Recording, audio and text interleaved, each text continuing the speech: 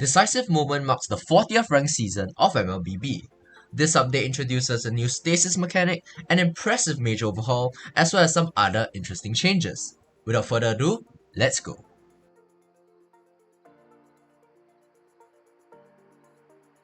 Marcel is the 132nd hero in MLBB, and his kit is extremely unique and detailed. We will only be going through his core concepts as well as some pro tips, so do watch out. Marcel's greatest strength lies in his unique form of crowd control. His passive, S1 as well as ultimate all have great CC effects, with his passive and ult introducing a new effect called Frozen Moment. Enemies caught by Frozen Moment will enter a temporary state of stasis, where they are frozen in time, whether or not they are in the middle of a skill cast. This also prevents any skills from locking onto them and prevents them from receiving any damage. And yes, this also applies to Marcel's teammates. Let's jump straight into his ultimate. After a brief channel, Marcel casts Golden Hour in a radius, applying Frozen Moment to all targets trapped inside. Heroes trying to enter the radius will also get hit with Frozen Moment. Now this sets up some game-changing interactions. Firstly, all projectiles fired will be put in stasis when it touches the barrier of his ultimate, freezing them in place until the ultimate ends. This means that skill spamming heroes such as Granger and Xavier would be able to unload their full kit while Golden Hour is active, and then hit the enemies trapped inside with a ton of burst damage all at one go. Do note that skills like Link's ultimate will be able to escape Marcel's ult with ease, while heroes with low mobility such as Terisla are almost guaranteed to be caught. You can also use his ult for utility. For instance, if your teammates are trying to disengage, you can ult the enemies chasing and even the turret to help your allies safely retreat to safety. You can also precisely position your ult such that if it leaves only one enemy hero, functioning as a yin ult for isolation and easy pickoffs. And the final common use is to secure objectives like the turtle and the lord by putting everyone, including the objective, into stasis and allowing your jungler to secure it after the phase ends. In addition, the last use of his ult is to put your minions as well as your lord into stasis when you're sieging the base. This is especially effective before the 12th minute, where the minions actually trigger the holy defense, but they don't die to it. This gives you an additional wave to siege and can be really effective in high levels of play. Just make sure not to mess it up on defense. An underrated part of his kit is the shield granted from his passive. Every time he captures an enemy with Frozen Moment, he grants himself as well as his allies near to him shield based on the snapped enemy's max HP. This means that putting a tankier member in stasis grants a bigger shield. When Marcel ults, this passive will also be reset, allowing him to walk in and stack up even more shields to help his team keep alive when a fight breaks out. Another key concept is his build. As Marcel's passive can trigger attack effects, Thunderbelt will be his core item as he can stack it up relatively fast. Although unlikely, a good pointer is that if many enemies are caught within his passive radius at the same time, for example during his ultimate, his Thunderbelt stacks will actually increase even further. This allows him to gain stacks quicker than other Thunderbelt users that rely on basic attacks.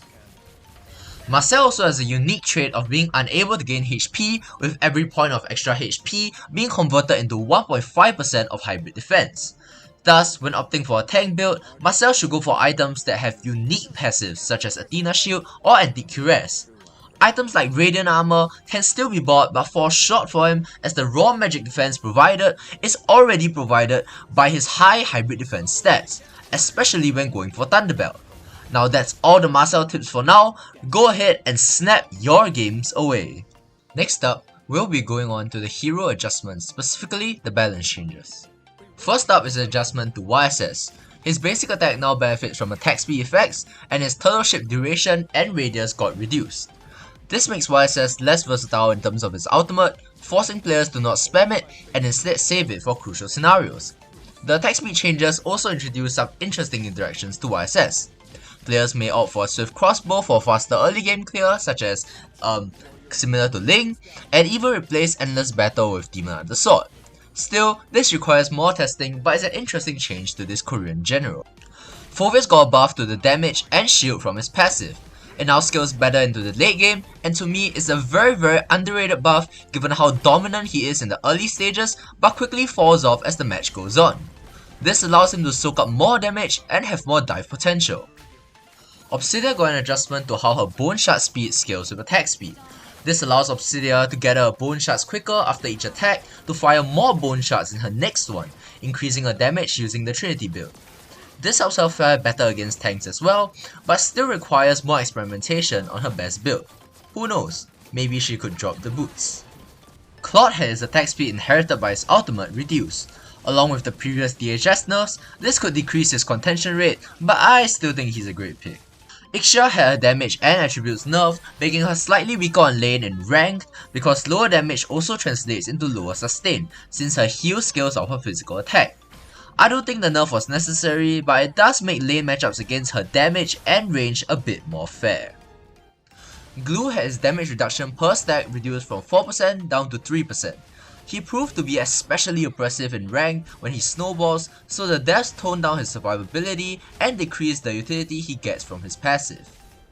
Freya got a nerf to her HP regen per basic attack in Valkyrie form, which was a much needed nerf given how insane her sustain was. I still think she'll be pretty oppressive from her previous buffs, but this puts some brakes on her. Next up, we have a massive Mage overhaul that tweaks different aspects of every Mage's kit in the game. Some changes are bigger than others, so we will just focus on the main ones. Aurora gets both her S1 and S2 cooldown reduced, allowing her to pull off her combos quicker and be more flexible in lane clearing. Coupled with her previous buff to her CC time, this could make her a contested pick in higher tiers. Eudora's S1 got a buff to make its cooldown go to 5 seconds at all levels.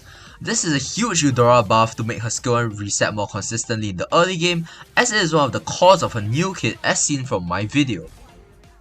Kagura is another mage with big changes, decreasing her ultimate cooldown while pulling back on some of her damage. She also gets a nice damage buff to her S1. This allows Kagura to use her ultimate more often as Purify or Flicker baits and match up to other mid laner heroes in terms of wave clear. Definitely a valuable buff. Novara gets a higher damage scaling on her S2, but Moondawn also reduced her max HP % damage. This allows her to excel more against squishy targets with lower HP pools and defense, but makes it harder for her to get past the frontline tanks. Odette gets a huge nerf to her ult, base damage and scaling. This makes her damage weaker in both the early and late game, making it more punishing if she doesn't immobilize the enemy first. Fasa gets hit with nerfs to both her cooldowns as well as her damage. Considering how well she was doing in the meta with high ground abilities and rotational speed, this was a much needed nerf to tone her down and make her more punishable.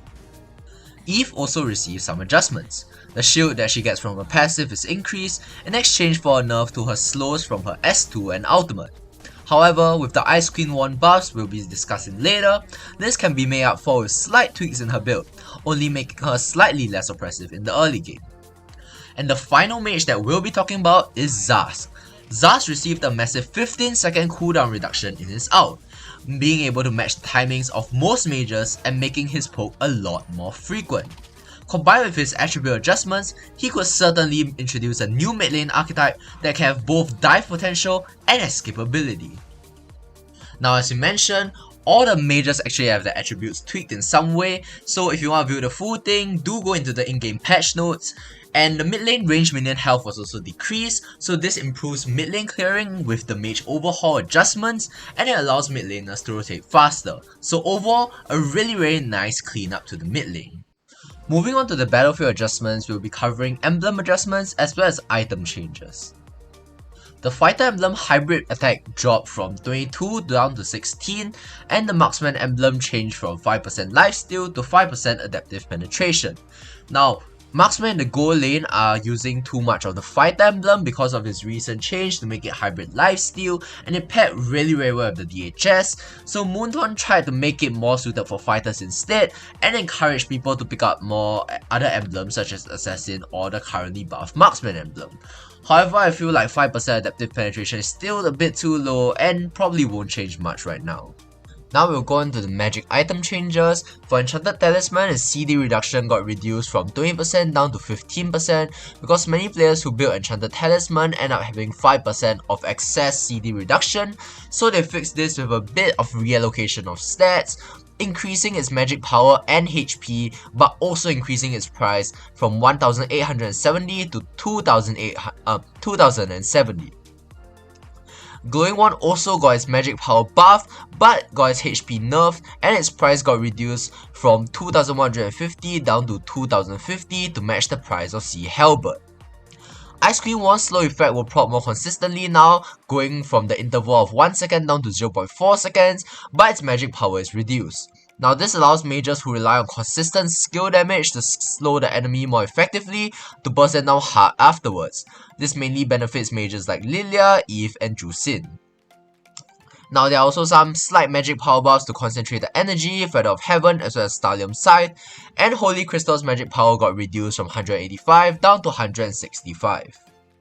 Now for the tank items, there was a buff to Dominance Ice that only requires you to be near the enemy to proc the anti-heal instead of dealing damage to them. Now to compensate, the hybrid defense gained from the item has a smaller radius, but tanks can now more reliably apply anti-heal by just staying near the enemy heroes. Now Guardian Helmet also received a buff from its HP regen after receiving a certain amount of HP damage from 20% up to 30%, and then there's Oracle's nerf from 30% down to 25% for its HP regen as well as shield effects. In essence, this update serves to tone down the meta heroes and encourage players to invent new strategies without drastically changing much. It reduces the importance of early game snowballing by facilitating the transition of these heroes into the late game. It also makes late game monsters less one-dimensional, improving macro plays with the introduction of Marcel. Now that wraps up the S40 patch review, and if you enjoyed that video, do remember to give a like and subscribe.